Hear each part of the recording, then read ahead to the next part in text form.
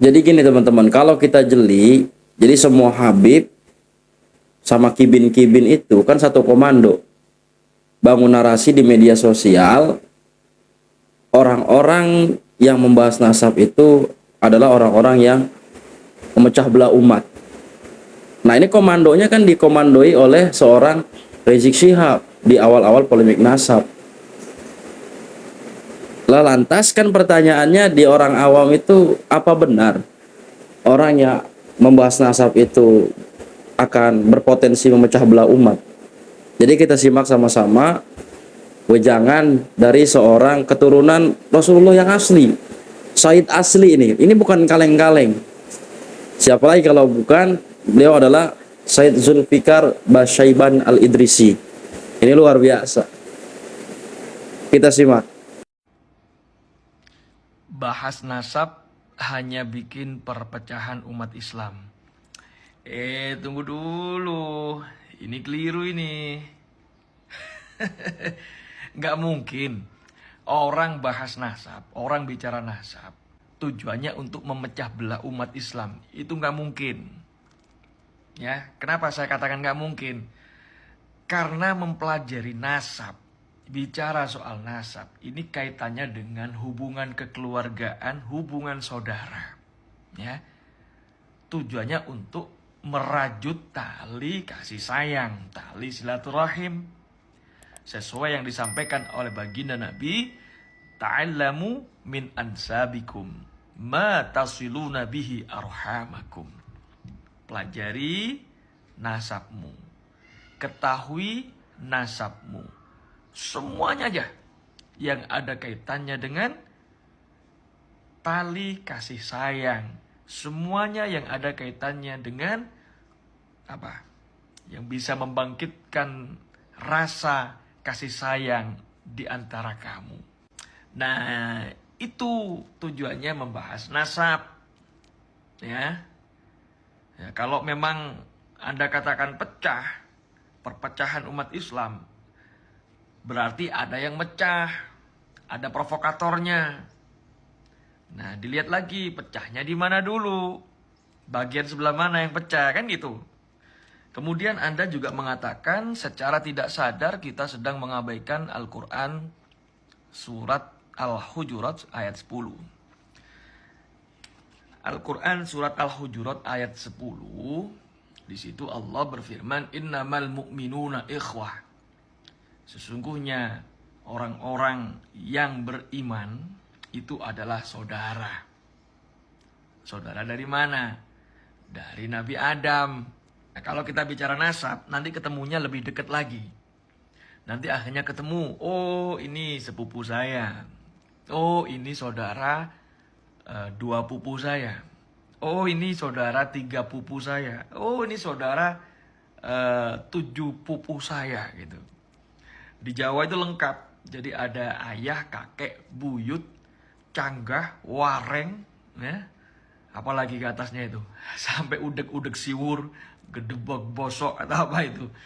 Nah, itu menarik sekali tuh kalau kita mempelajari ilmu nasab. Tujuannya untuk apa? Kalau sudah tahu, oh ini saudara saya. Oh ini saudara saya. Saudara saya ketemunya nanti di urutan yang keberapa. Nah, itu menarik loh malah. Itu nanti akan bikin nambah sayang, nambah kuat hubungan kekeluargaannya. Kalau tambah pecah, ini justru salah ini, konsepnya salah. Berarti ada provokator yang niat untuk memecah belah. Kemudian, nah, coba Anda baca lagi ke bawah ya. Al-Quran surat Al-Hujurat ayat 13.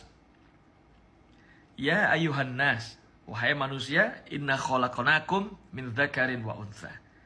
Sesungguhnya aku ciptakan kalian dari seorang laki-laki dan seorang perempuan. Siapa yang dimaksud? Yang dimaksud adalah Nabi Adam dan Ibu Hawa.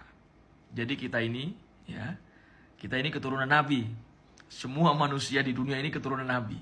Nabi siapa? Nabi Adam. Wa ja'alnakum syu'uban wa qabaila lita'arafu. Aku ciptakan kalian, aku jadikan kalian syu'uban, bersuku-suku, berbangsa-bangsa, berkobilah-kobilah. Tujuannya untuk apa? Lita'arofu, untuk saling mengenal. Supaya bisa saling kasih sayang ya, merajut tali silaturahim, bisa saling kerjasama, simbiosis mutualisme. Bukan untuk bangga-banggaan nasab itu. Nah, kalau nasab itu dijadikan bangga-banggaan, ini baru salah. Ini nggak bener, ini sudah melenceng, keluar dari real ya. Ini nggak bener. Ya ini nantinya yang akan menjurus kepada hal-hal yang negatif yang tidak kita inginkan bersama. Jadi nasab bukan untuk bangga-banggaan ya. Makanya kalau ada kelompok yang merasa nasabnya paling soheh, dia selalu mengagung-agungkan nasabnya, selalu membangga-banggakan nasabnya, merendahkan nasab orang lain, menganggap nasab orang lain adalah palsu, ngaku-ngaku abal-abal. Sedangkan dia sendiri merasa nasabnya paling mulia, paling agung, paling soheh. Ya, ini nggak benar. Sekali lagi, ini yang nggak benar.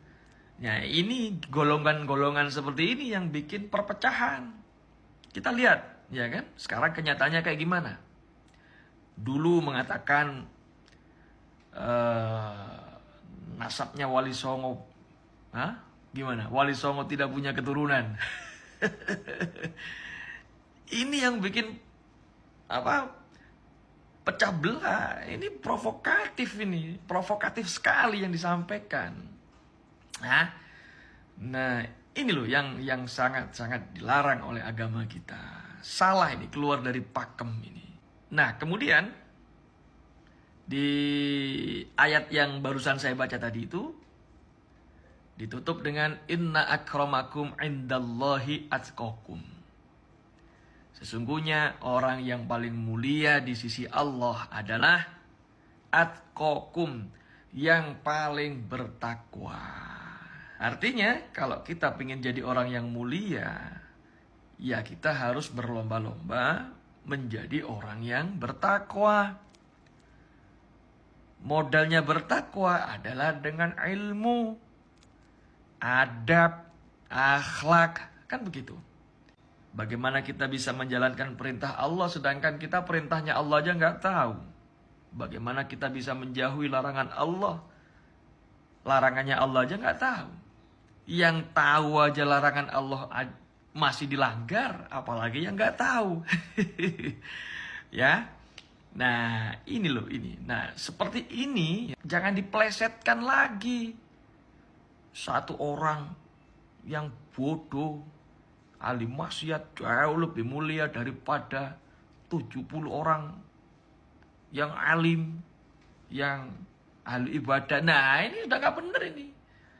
Ini yang bahaya ini. Ini sudah mengaburkan syariat, bahkan sudah ada indikasi penyesatan di situ. Ini nggak benar sudah, ya. Makasih. Nah, jadi kan dua-duanya ini kan menggunakan dalil ayat Al-Quran. Tentu walaupun keduanya menggunakan dalil Al-Quran, si penanya ini atau yang menyatakan bahwa orang yang membahas nasab itu mau memecah belah umat,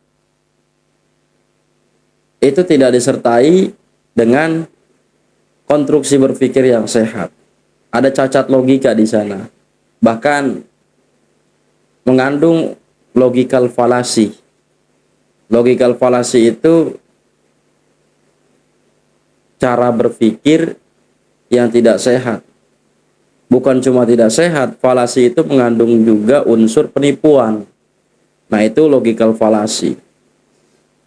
Beda dengan beliau Said Zulfikar, karena konstruksi berpikirnya sehat, jadi menggunakan ayat ya memang untuk membenarkan, bukan untuk pembenaran. Nah, mereka kan pakai ayat, pakai dalil, tapi ya itu udah kecium, udah kendus. Ayat-ayat, dalil-dalil yang gunakan itu terkesan hanya untuk pembenaran, hanya untuk pembelaan. Seperti itu. Ada contoh kasus yang lain. Ketika kita ramai-ramai bilang wali Tarim, wali Yaman gitu kan. Yaman. Karena memang sentimen negatifnya kan kepada Yaman. Mereka kan katanya ulama Yaman, wali Yaman. Sehingga kita dinarasikan orang-orang yang tidak percaya hadis baginda Nabi terkait keutamaan kota Yaman. Dan kota Yaman adalah kota yang diberkahi. Sempat didoakan oleh Kanjeng Nabi. Ya kan? Ya memang terkesan benar. Tapi kalau kita punya konstruksi berpikir yang sehat, ya sebenarnya kalau dilihat dari peta sejarah itu, Tarim Hadramaut itu kan Yaman Selatan. Dulu Tarim Hadramaut itu bukan bagian dari Yaman. Jadi nggak ada sangkut pautnya. Tarim ya Tarim, Yaman ya Yaman. Lawang mereka sering dapat teguran dari pemerintah Yaman kok. Itu dibongkar oleh salah seorang pelajar yang diam di sana. Sering mendapat teguran dari pemerintahan Yaman karena ulahnya itu. Jadi begitu. Lagian kalau Said asli seperti itulah, auranya lihat luar biasa. Adem. Walaupun nggak menggunakan atribusi Islam, ya pakai gamis, pakai udeng-udeng, tapi auranya luar biasa. Beda. Coba disejajarkan. Hah? Auranya beda. Ya karena ya tadi itu. Kalau orang yang sudah berhasil move on, nggak terjebak lagi kepada melihat seseorang itu alim hanya dengan kemasan pakaian. Justru kalau melihat Habib-Habib ini pengen muntah karena pakaian yang digunakan tidak selaras dengan tingkah laku, ucapan, tindakan seperti itu. Jadi terkesan ya menjual agama, karena apapun itu kegiatannya, atribusi Islam itu nggak pernah ketinggalan. Mau demo, mau ngapain itu, coba lihat. Kan ramai di TikTok. Ada Habib, bahkan ke gunung aja itu pakai gamis. Habib naik perahu pakai gamis. Ya Allah. Takut dibilang bukan Habib atau takut dibilang nggak berilmu gitu. Ya gitu. Jadi nggak memecah belah umat, justru mempererat tali silaturahmi. Karena dengan adanya pembahasan nasab, yang tadinya nggak bakal yang tadinya nggak kenal saudaranya jadi kenal saudaranya. Oh ternyata si Anu bin Anu masih saudara kita, kan gitu. Orang kalau silaturahmi berarti kan menjalankan syariat Nabi. Ya, karena kita diperintahkan untuk menjaga tali silaturahmi. Orang yang bilang membahas nasab adalah memecah belah umat adalah orang yang khawatir nasab aslinya terbongkar. Logikanya seperti itu aja. Sederhana. Ya. Salam waras kawal ulama Nusantara, cintailah zuriat asli, jangan palsu.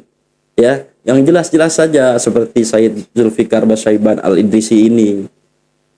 Ya, NKRI harga mati.